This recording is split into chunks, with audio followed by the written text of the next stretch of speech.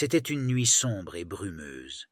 Denise avait des difficultés à rester éveillée et la route était trempée. Le niveau d'essence commençait à être dangereusement bas et elle n'avait aucune idée d'où se trouvait la prochaine ville.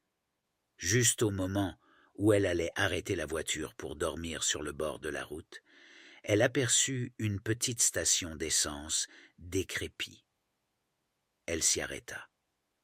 Le commis sembla très distrait par l'arrière de la voiture pendant qu'elle lui demanda de faire le plein.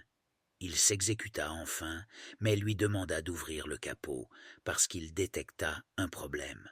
Le cœur de Denise fit 3 tours. Elle était seule dans une petite station-service crasseuse au milieu de nulle part, et le commis avait de drôles d'agissements. Il lui demanda de sortir de la voiture pour venir voir le moteur. Elle s'exécuta tout en se demandant pourquoi elle ne se mettait pas à crier. Dès qu'elle arriva devant la voiture, il l'attrapa par le bras et lui dit « Cette voiture a besoin d'une remorqueuse.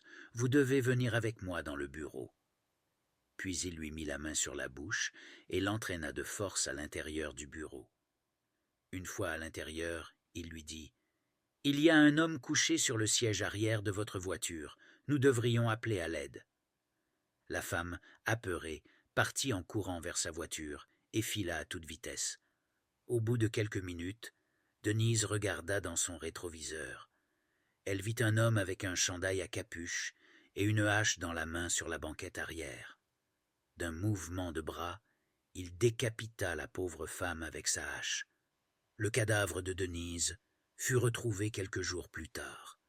Des années après ce drame, les forces de l'ordre sont enfin parvenues à mettre le grappin sur le tueur en série.